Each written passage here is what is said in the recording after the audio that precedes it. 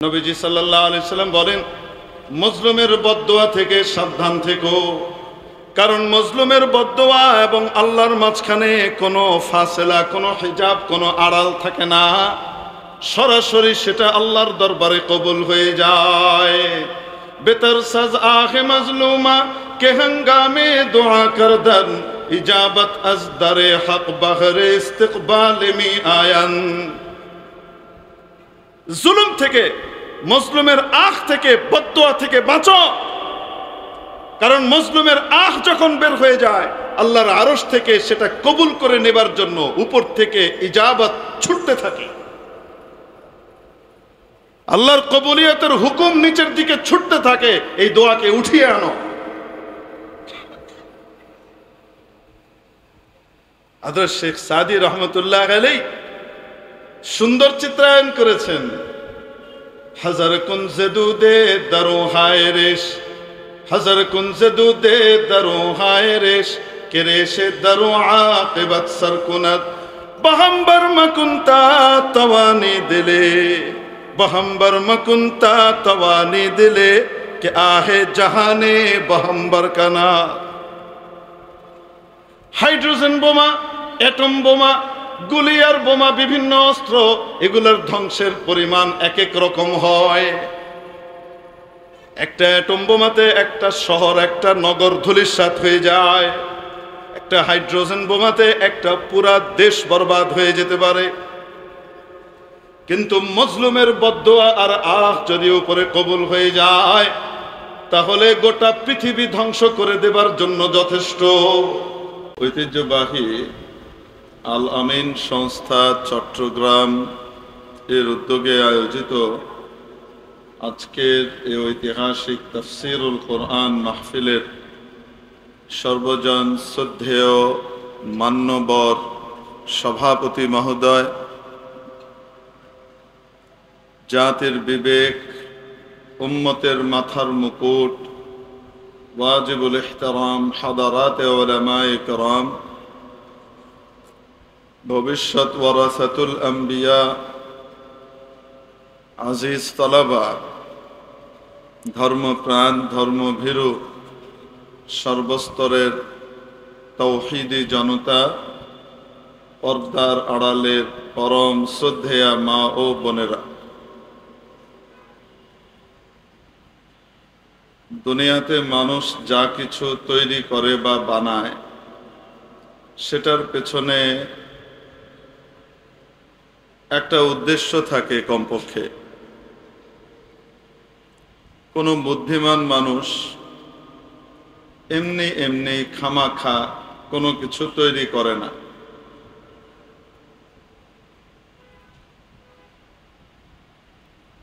আল্লাহ রাব্বুল আলামিন যত সৃষ্টি তৈরি করেছেন তার মধ্যে অন্যতম সেরা সৃষ্টি হলো বনি আদম। এই বনি আদমকে আল্লাহ রাব্বুল আলামিন তৈরি করলেন কোনো কারণ ছাড়াই, এমনি এমনি খামাখা। কি বলেন আপনারা? আল্লাহ রাব্বুল আলামিন কুরআনে কারীমে ইরশাদ করেন, ওয়ামা খালাকতুল জিন্না ওয়াল ইনসা ইল্লা লিয়াবুদুন। জিন এবং ইনসানকে আমি তৈরি করেছি একমাত্র আমার ইবাদতের জন্য, আমার গোলামের জন্য, আমার সামনে তাদাল্লুল পেশ করবে সেই জন্য। মুফাসসিরিনে কিরাম লিখেন, আই লিয়ারিফুন, আমার পরিচিতি লাভ করার জন্য, আমাকে চিনবার জন্য। সূরাতুদ যারিয়াতের 56 নম্বর আয়াত রব্বুল জালাল আমার আপনার সৃষ্টির উদ্দেশ্য পরিষ্কারভাবে উল্লেখ করে দিলেন। অপরদিকে আমরা যেন সচেতন হই, ভুলে না যাই, এই জন্য সূরাতুল মুমিনুন এর শেষে এসে আমাদেরকে মনে করিয়ে দিয়েছেন, আফা হাসিবতুম, তোমাদের কি ধারণা, আন্নামা খালাকনাকুম আবাসা ওয়া আন্নাকুম ইলাইনা লা তুরজাউন, যে তোমাদেরকে আমি এমনি এমনি তৈরি করেছি আর তোমাদেরকে আমার কাছে ফিরে আসা লাগবে না, এটাই কি তোমাদের ধারণা? কি বলেন, উত্তর কি হবে?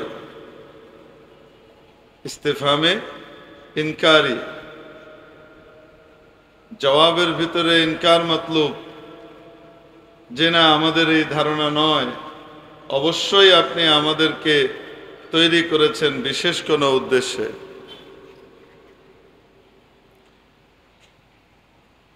অন্যভাবে যদি বলতে যাই, তাহলে আল্লাহ তাআলা আমাকে আপনাকে তৈরি করেছেন, দুনিয়াতে পাঠিয়েছেন। দুনিয়াতে পাঠানোর অন্যতম বিশেষ একটা উদ্দেশ্য হলো নিজেকে সুসন্তান হিসেবে প্রমাণ করা, আমি আমার বাবার সৈয়দনা হযরত আদম আলা নবিয়িনা ওয়া আলাইহিস সালাতু ওয়াস সালামের সুসন্তান, কুসন্তান নই। আদম আলাইহিস সালামকে আল্লাহ তাআলা তৈরি করে যখন জান্নাতে রাখলেন, একবারের ঘটনা, পিঠের উপরে আল্লাহ তাআলা তার ডান হাত রাখলেন, অর্থাৎ বরকতের স্পর্শ দিলেন। তো পিঠের নিচ দিয়ে ছোট ছোট ছোট ছোট অতি ক্ষুদ্র, দেখা যায় না চোখে, এরকম হাজার হাজার কোটি জিনিস বের হয়ে ডান দিক ভরে ফেললো, পাহাড়ের মতো উঁচু হয়ে বিশাল জায়গা ভরে গেল, সাদা সাদা সুন্দর ফর্সা শুভ্র জিনিস। কিছুক্ষণ পরে আল্লাহ তাবারক ওয়া তাআলা হযরত আদম আলাইহিস সালামের পিঠে বেবরকতের ছোঁয়া দিলেন, বাম হাত স্পর্শ করলেন। এইবার পিঠের নিচ দিয়ে বেরোতে লাগলো, বেরোতে লাগলো, বেরোতে লাগলো, এত, আর এগুলা ডানে না, এগুলা বাম দিকে স্থান নিতে শুরু করলো। নিতে নিতে নিতে নিতে নিতে নিতে ডান দিকে যে পরিমাণ ছিল, বাম দিকে তার কয়েক গুণ বেশি, বহু বহু গুণ বেশি। এদিকে যদি 10 পাহাড় পরিমাণ হয়, তো এদিকে কয়েকশো পাহাড় পরিমাণ। কিন্তু এগুলা কালো কালো, বিশ্রী লাগে, দেখলে গা ঘিন ঘিন করে। শোয়া পোকা দেখলে যেমন গা ঘিন ঘিন করে, এগুলাকে দেখলে তেমন লাগছে। আর ডান দিকে যেগুলো, এগুলোকে দেখলে মন ভালো হয়ে যায়। কি যেন জিনিস। হযরত আদম আলাইহিস সালাম বিস্ময়ের সাথে তাকিয়ে আছেন, একবার ডানে তাকান, একবার বামে তাকান, অদ্ভুত জিনিস। আমি তো হলাম আমার হাতের 3.5 হাত, আমাদের 18 ইঞ্চির হাত না। আদম আলাইহিস সালামের হাত কতটুকু লম্বা ছিল আল্লাহই ভালো জানেন। আমাদের হাতের হিসেবে 60 যিরা, 2 হিসাব আসে, যিরায়ের 2 অর্থ আসে। তার ভিতরে সবচেয়ে কম মাপের যে অর্থ, সেটা হলো হাত। 60 হাত মানে প্রায় 90 ফুট লম্বা। সুবহানাল্লাহ, পরশুদিন বলেন।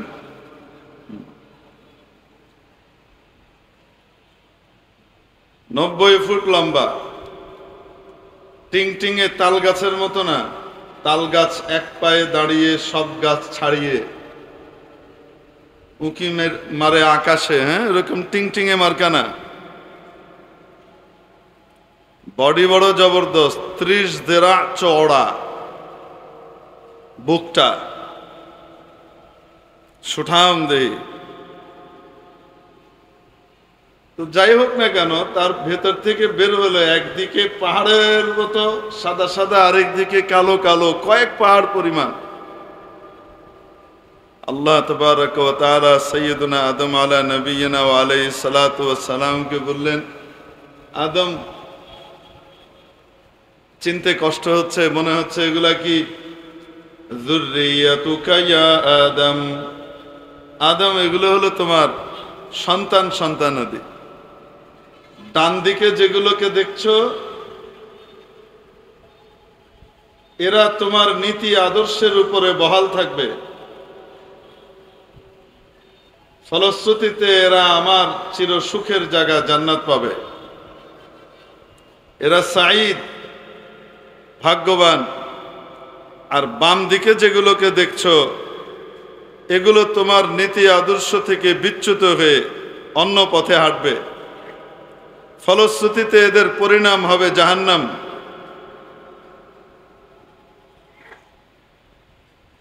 এরা তোমার সুসন্তান আর এরা হলো কুসন্তান।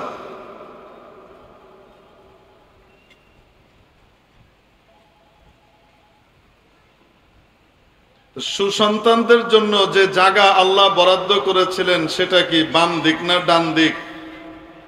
আসতে বলেন। আর যেগুলা দুর্ভাগা হবে সেগুলার জন্য বরাদ্দ করেছিলেন কোন দিক, ডান না বাম? তো যেগুলা নিজেদেরকে বামপন্থী বলে, মাথা থেকে পা পর্যন্ত 10 বার চিন্তা করে নিও যে কোন পন্থায় যাচ্ছ। বলে না চুরি তো চুরি, ফের সিনা জুরি।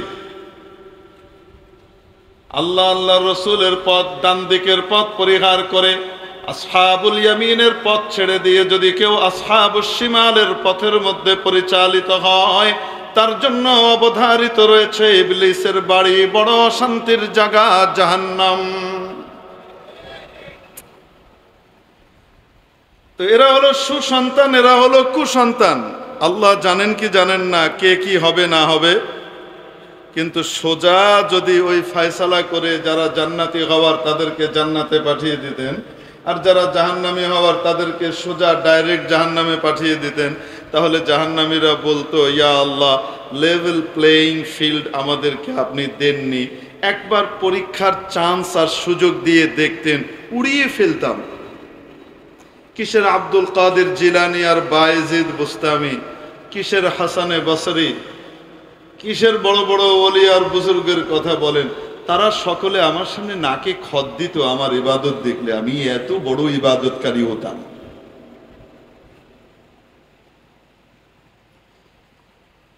আল্লাহ তাআলা কোরআনে কারিমে এদের এই কথাগুলাকে উল্লেখ করেছেন। যখন এখান থেকে যাওয়ার সময় হবে আর জাহান্নাম দেখবে, তখন কি বলবে? রব্বির জিউন, আয় আল্লাহ, একবারের জন্য, লাস্ট চান্স, একবারের জন্য আমাদেরকে আবার ফিরিয়ে দেন। কেন ফিরিয়ে দিলে কি হবে? লাআল্লি আ'মালু সালিহান ফীমা তারাকত, যে দুনিয়া ছেড়ে এসেছে সেখানে আরেকবার গেলে এইবার এমন আমল করব খুশি করে আপনাকে আরশ থেকে জমিনে নামাইলাম, এত ইবাদত করব। বাবারে বাবা, আল্লাহ বলেন কাল্লা, ইটস কোয়াইট ইম্পসিবল, সম্ভব না। ইন্নাহা কালিমা হুয়া কাইলুহা, এগুলো মুখের কথা।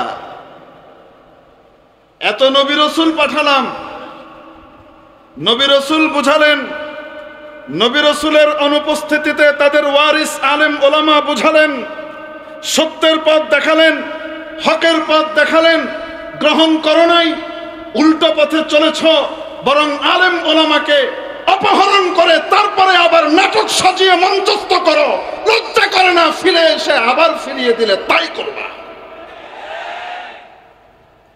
এগুলা মুখের কথা। এত বুঝিয়েছে আলেম ওলামারা, তারপরেও আলেম ওলামাদেরকে মাথায় তুলতে, যথাস্থানে রাখতে তোমাদের বড় আপত্তি ছিল। এখনো গিয়ে সেই নাস্তিক্যবাদী মার্কাই কথাবার্তা বলবা, যা ছিলা তাই আসো। পায়খানা কখনো আসলে ধুইলে পরিষ্কার করলে যেমন হালুয়া হয় না, তেমনি ভাবে 17 বছরের পায়খানা হাজার চেষ্টা করো, এগুলাকে হালুয়া বানানো যাচ্ছে না। ঠিক না? ইন্নাহা কালিমাতুন হুয়া কাইলুহা, এটা মুখের কথা। আবার পাঠাইলে আবার গিয়ে সেই একই কাজ করবে। খেলাফতের রাশেদার আমলেও যদি ঢুকায় দেওয়া হয়, আমিরুল মুমিনিন ওমর ইবনুল খাত্তাবকে জিন্দা করেও যদি এনে আমিরুল মুমিনিন বানায় দেওয়া হয়, তারপরেও রুচি বদলাবে না, আবু জেহেলের অনুচর আবু জেহেলের মতোই থাকবে। মেরে মুহতারাম দোস্ত, তো আল্লাহ তাবারক ওয়া তাআলা আমাকে আপনাকে দুনিয়াতে পাঠালেন বাবার সুসন্তান হব না কুসন্তান হব এটার প্রমাণ দেওয়ার জন্য।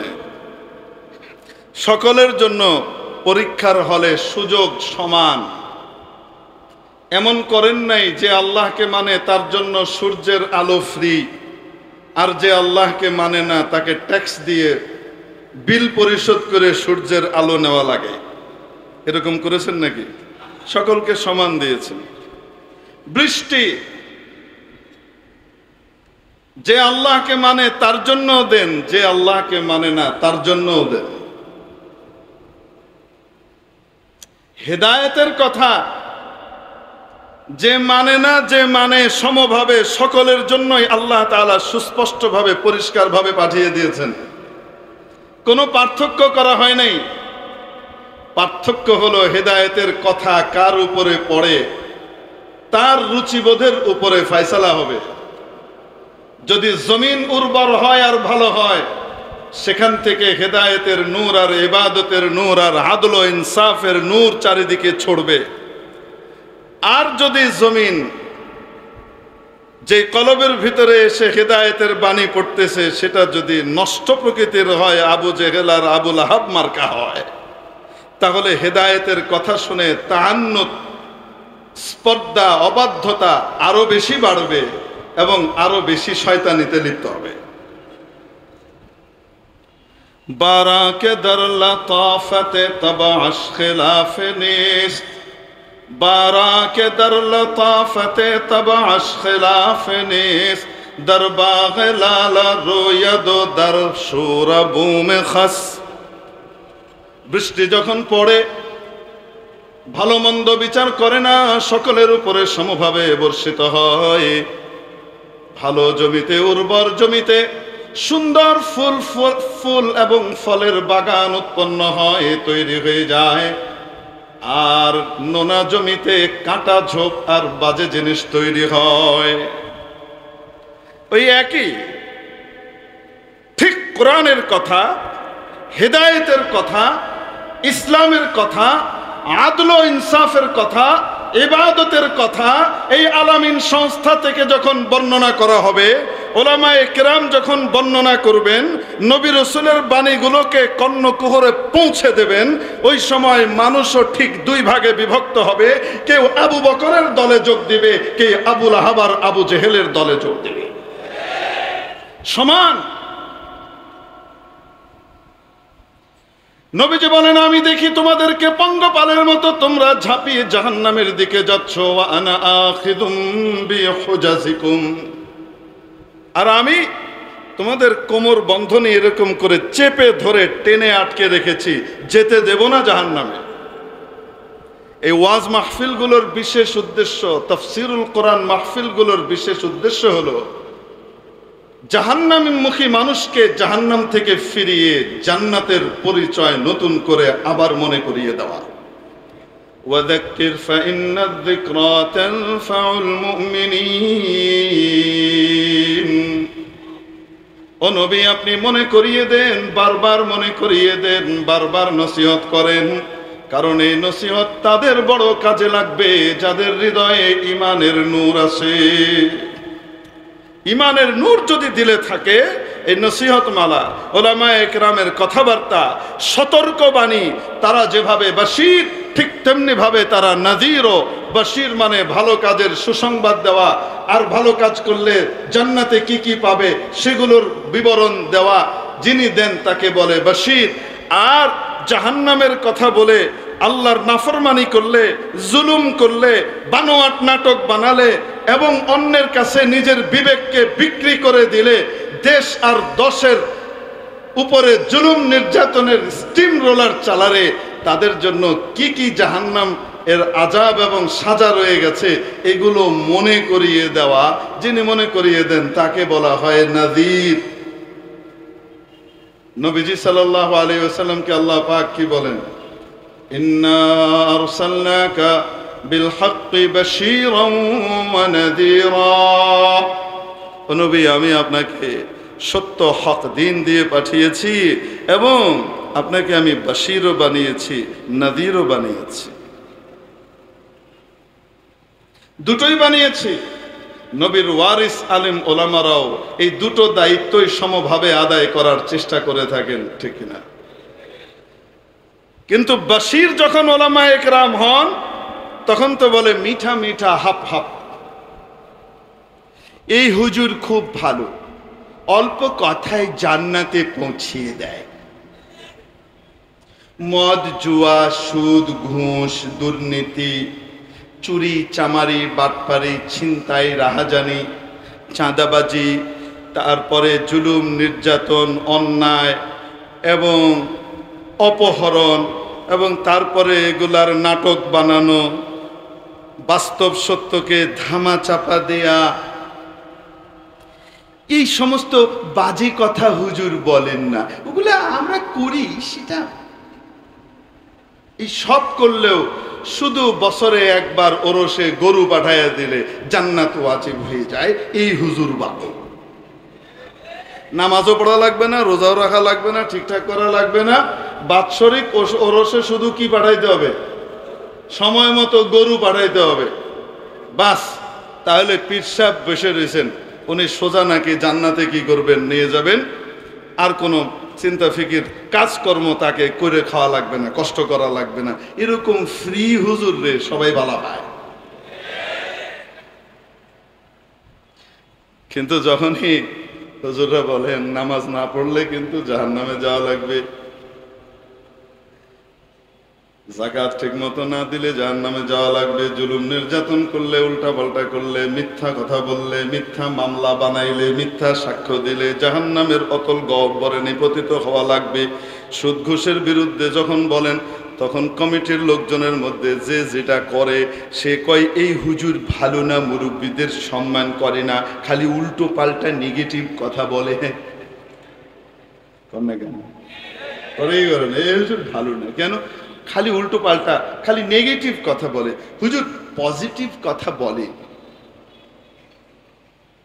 সোজা জান্নাতে পৌঁছায় দেন। হারাম করে শয়তানি, বাটপারি, ইতরামি যা আছে সব করবে, আর বলতে হবে আপনি তো সাক্ষাৎ জান্নাতি। এই কথা আশা করে। ইউরিদুনা আন ইউহমাদু বিমা লাম ইয়াফআলু, যে ভালো কাজ তারা করে না সেই সমস্ত কাজ বলে তাদেরকে প্রশংসা করা হোক, তারা এটা চায়। আল্লাহ বলেন ফালা তাহসাবান্নাহুম বিমাফাযাতিন মিনাল আযাব। এই প্রশংসা দিয়ে কিয়ামতের দিন মুক্তি পাওয়া যাবে না, কাজ করলেই মুক্তি পাওয়া যাবে, ঠিক কি ঠিক? মেরে মুহতারাম দোস্ত, আজিজ ও বুজুর্গ,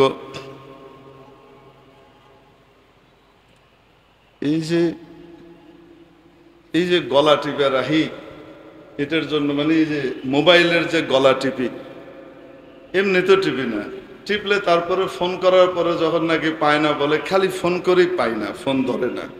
এখন বয়ানের ভিতরে খুলে রাখলে তো করতেই থাকে, কেটে দিতেছি তাও করতেছে, কেটে দিতেছি তাও করতেছে।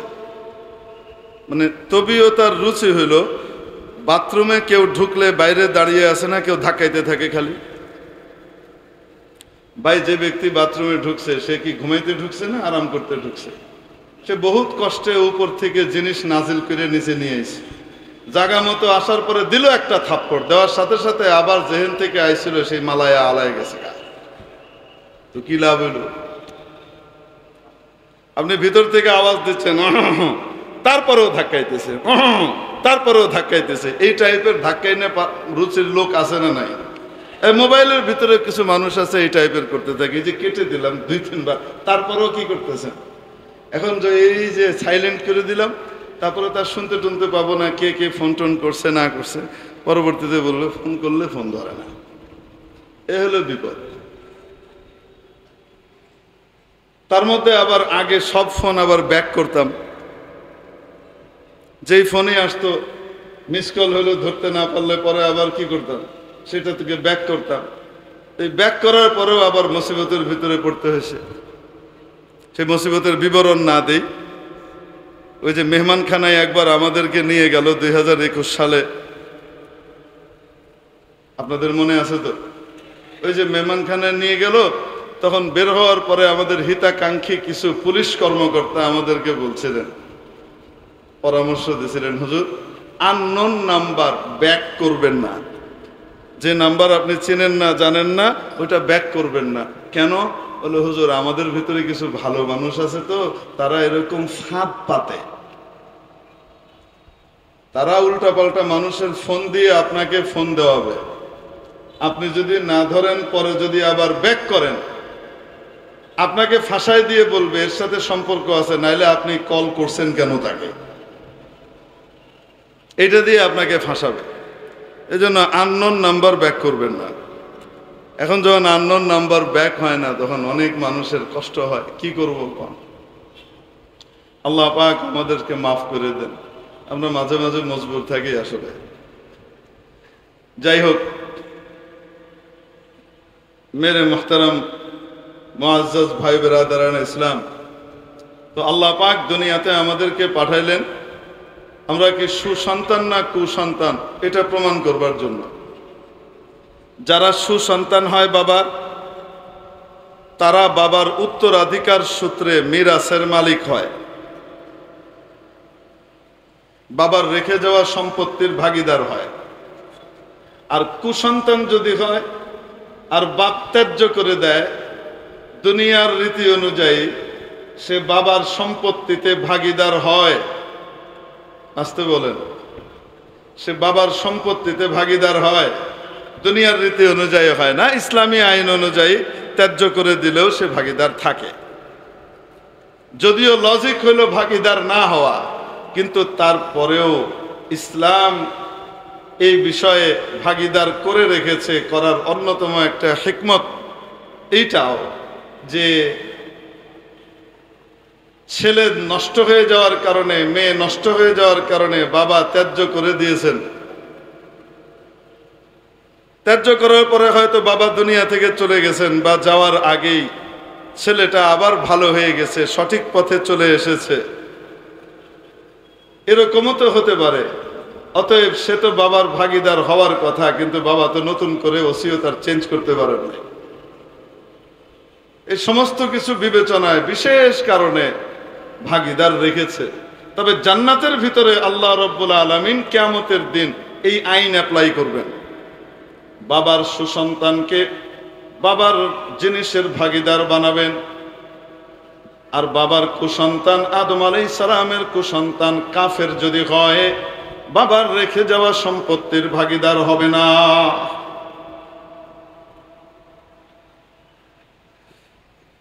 উলাইকা হুমুল ওয়ারিসুন।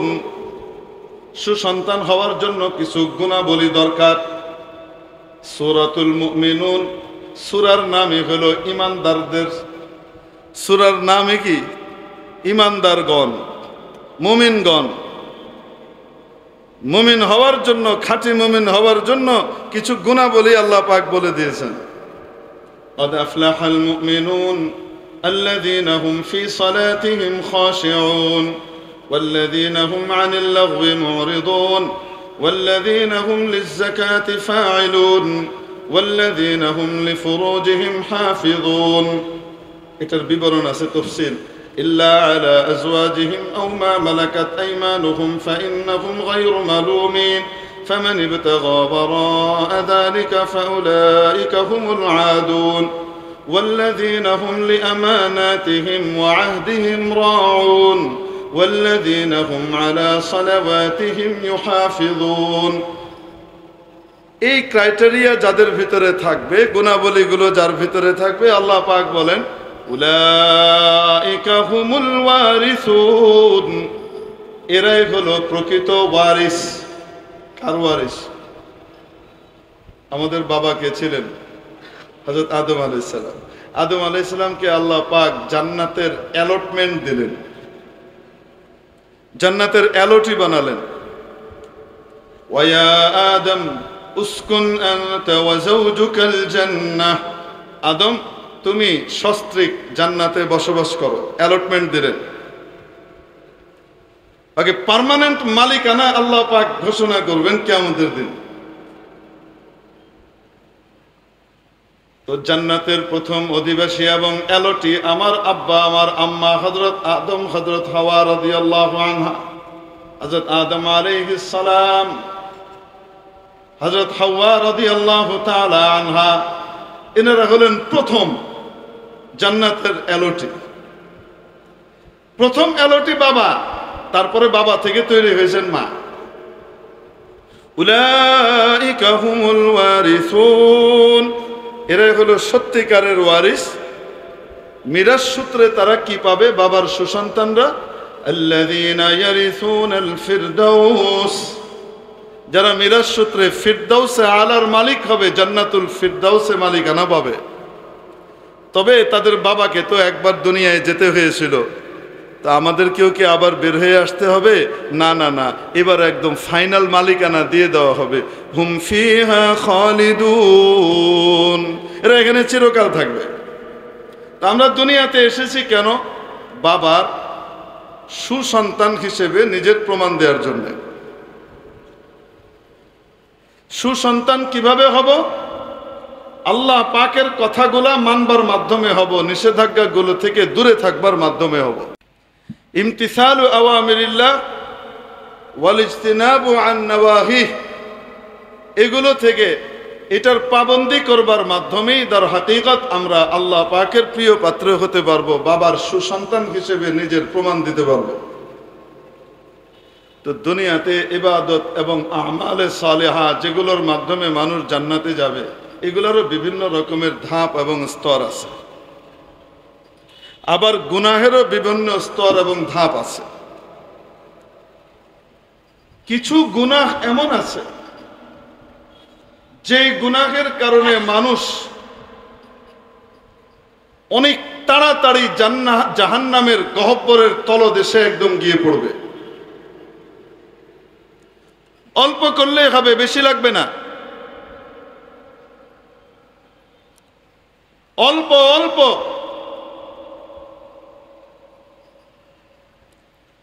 হযরত আবু হুরায়রা রাদিয়াল্লাহু তাআলা আনহুকে রাসূল পাক সাল্লাল্লাহু আলাইহি ওয়াসাল্লাম লক্ষ্য করে বলছেন, আত-তারগীব ওয়াত তারহিবের হাদিস, ইয়া আবু হুরায়রা, ও আবু হুরায়রা, জাওরু সাআতিন ফি হুকমিন, কোন বিষয়ে ক্ষণিকের জুলুম, অল্প সময়ের জুলুম, আশাদ্দু ওয়া আ'যামু ইনদাল্লাহ মিন মাসিয়াতি 60 সানা, 60 বছর গুনাহ করলে যে ক্ষতি এবং আল্লাহর কাছ থেকে দূরে সরে, এক মুহূর্তের জুলুমের কারণে মানুষ আল্লাহর কাছ থেকে তার চেয়ে বেশি দূরে সরে যায়। কি অর্থ? এক ব্যক্তি 60 বছর গুনাহ করেছে, তার জন্য যে সাজা আর আযাব বরাদ্দ হবে। এক ব্যক্তি এক মুহূর্তের ক্ষণিকের জুলুম করেছে, এই জুলুমের ফয়সালা, এই জুলুমকে বাস্তবায়ন করবার কারণে, এই জুলুমকে সহায়তা করবার কারণে সে তার চেয়ে বড় গুনাহগার হয়ে যায়।